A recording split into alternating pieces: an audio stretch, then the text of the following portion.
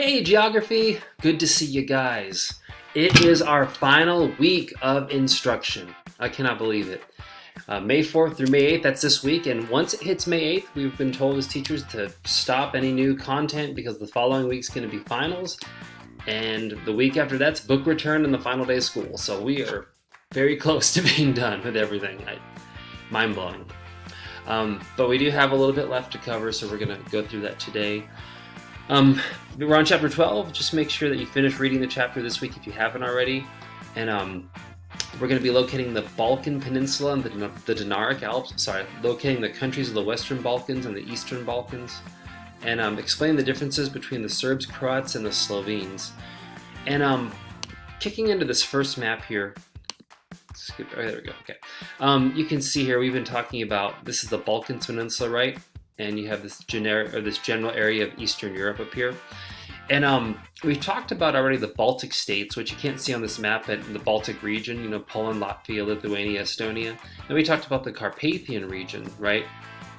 And so as we're moving down into the, a little bit more of the actual peninsula, remember that this area down here is Greece. And Greece is, in our book, is classified as Western Europe, just because the heritage and the way they do things is very much more on the Western European cultural side of things. But we're going to be talking about this mess of countries right here today, and then some of these countries up here as well. So this is the Balkan Peninsula again, and in perspective, it juts into the Mediterranean Sea. This is the Italian Peninsula, and the Iberian Peninsula is over here. We talked about those three peninsulas that extend into the Mediterranean. Well, this is the Balkans. And the Dinaric Alps, they run down the western coast of the Balkans Peninsula. So it's just a mountain range. And it's all connected to the Carpathians and ultimately the Alps. So you have the Dinaric Alps, remember the Swiss Alps? Well, all those mountains touch, basically, in that area. They're all a big mountain range, essentially. If we had class together at some beautiful sites of Croatia that I wanted to show you, but I can't do it, sadly. Too long. And then Albania, some interesting facts about Albania as well. I should mention with Croatia, I dated a girl named Duniela from Croatia back when I was 19 years old. Learned a little bit about Croatia. Very interesting place, to say the least. And I'll show you an easy way to recognize Croatia on the map here in a second. So again, there's tons of little countries. We're going to talk about the Western Balkans. So there's tons of little countries here. We don't have time to go in depth into every single country. You'd be here for hours. But I'm just going to give you a little bit to chew on from each one. So you have Slovenia, right?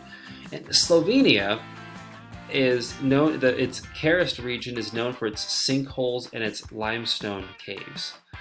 So that's kind of cool to think about, And Slovenia, by the way, is up here. It's not colored in on the map, sadly, but whatever. But Slovenia is known for some famous limestone caves and sinkholes. I went to college in Springfield, Missouri, and the fantastic caverns were out there, and it was pretty cool to go and see these massive stalactites and stalagmites, and just all the bats and all that crazy stuff that lives down there. And so they're famous for their sinkholes and their limestone caves. We have limestone caves here, by the way, where we live. There's tons of limestone caves around Kansas City, in case you haven't seen them. Croatia is over here. It's shaped like a boomerang. So that's an easy way to remember Croatia. It's just got this really awkward kind of like boomerang-y kind of shape. You could also look at it as Pac-Man eating Bosnia and Herzegovina, or you could also look at it as C, Croatia, right? Croatia starts with a C. Well, it's like a C. But just an easy way to recognize where that is on the map. Then you have Bosnia and Herzegovina, and terrorism and fighting and crazy stuff. But one thing I'll mention about them is we have what's called the Dayton Peace Accords in 1995. And that's, if you're thinking that sounds like Dayton, Ohio, well, you're correct. Basically, President Bill Clinton led an initiative to try to bring some sort of peace in the region in the 90s and in Dayton, Ohio. And that put together some, decent peace in the quarreling groups there. The capital is Sarajevo. Montenegro is over here. It means Black Mountain. Monte, mountain, negro, black. So there you go. And then you have Albania, which is down here. And Albania's communist leader, Enver Hoxha, just established what he claimed was the first truly atheistic country. Like the official state religion was atheism. I remember last year I told my students, and this is probably going to sound offensive, and maybe it is a little bit. My joke about Albania is that's a country you don't send your daughter off for college.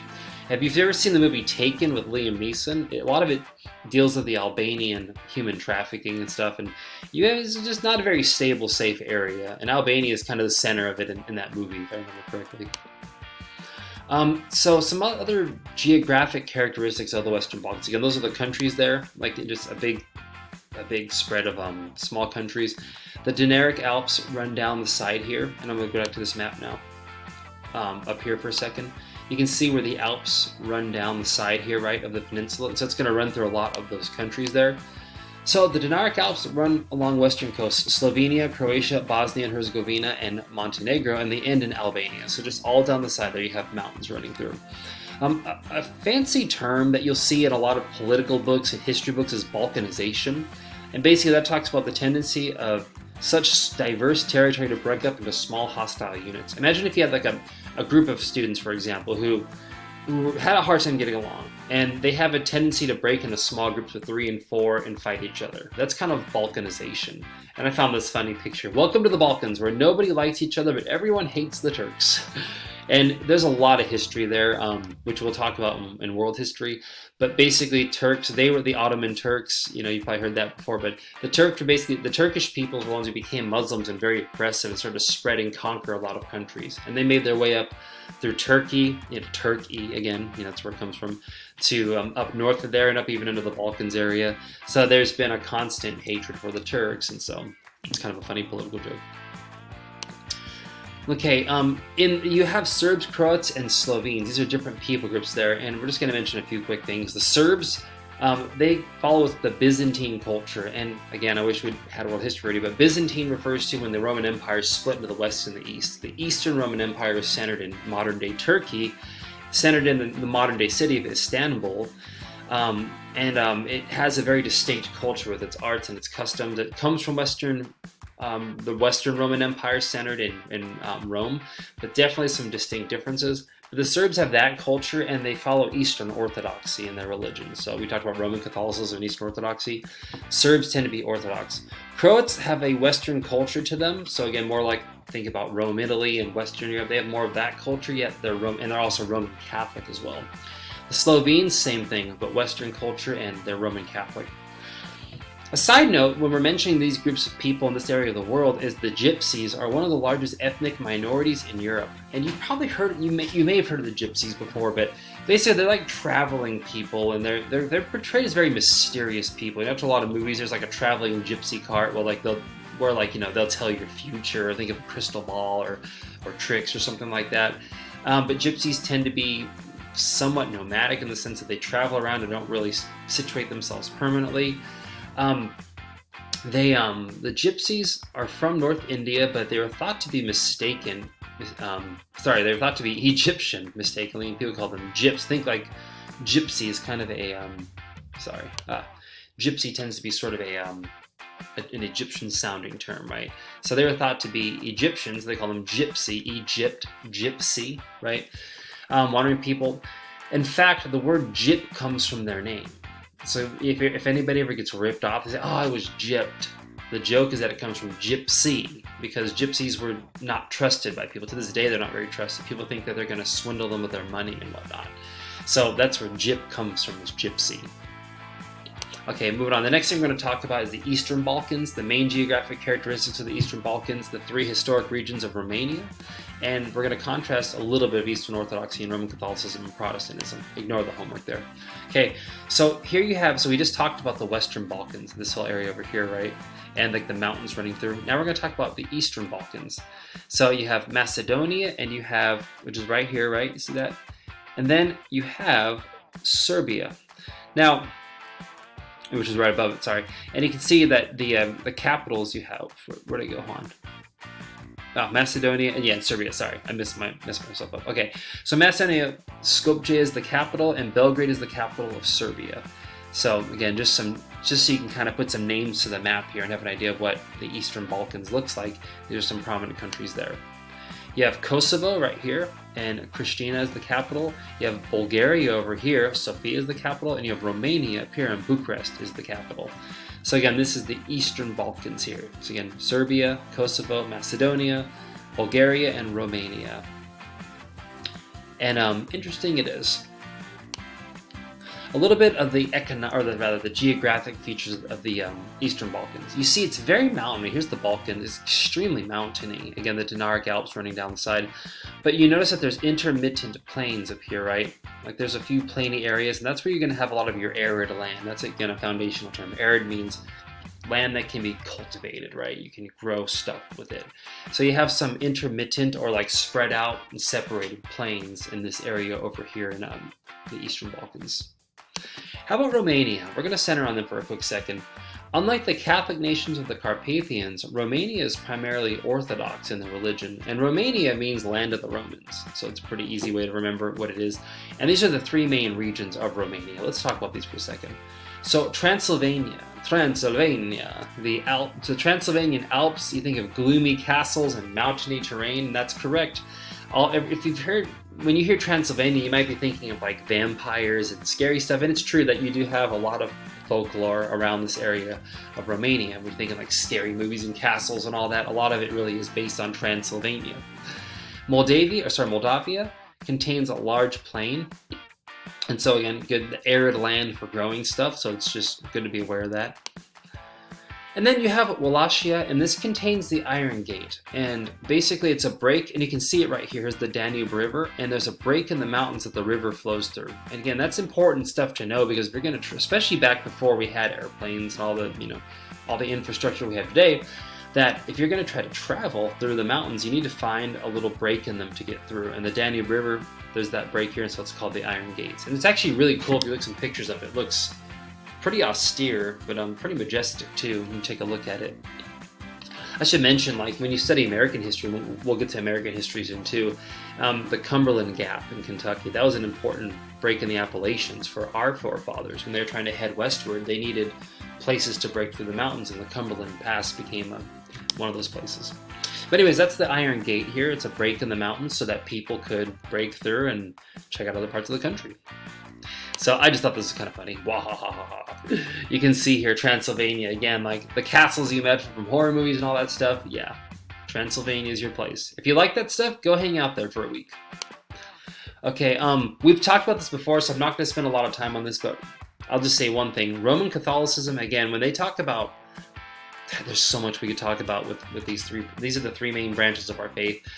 I'm gonna give it an embarrassingly simple account of it. But Roman Catholicism, basically, if you were to look at authority for how each three branches, like what they consider the authoritative way to know truth, the Roman Catholic Church teaches you need the Bible, you need the traditions of the Church Fathers, and you need the Holy Magisterium, which refers to ultimately the church government of the Catholic Church, the Pope and the cardinals under him. They have the power ultimately to change doctrine or to add or to take away whatever. The Eastern Orthodox believe no, authority rests in two things, Scripture and the traditions of the Church Fathers, that you need both of those. Basically, they believe Scripture is the revelation of the Lord, but that the historical information we have from the Fathers interprets the Scripture. And Protestants, ever since Martin Luther and onward, have said, no, the Bible is the only authority. It's true that there's some value you can get from tradition, but ultimately, the Bible itself is key. That is the authority. And so that's why we're talking about, different Romania being Orthodox, for example, or Slovenia being Catholic, so you can know a little bit of their religious differences as well.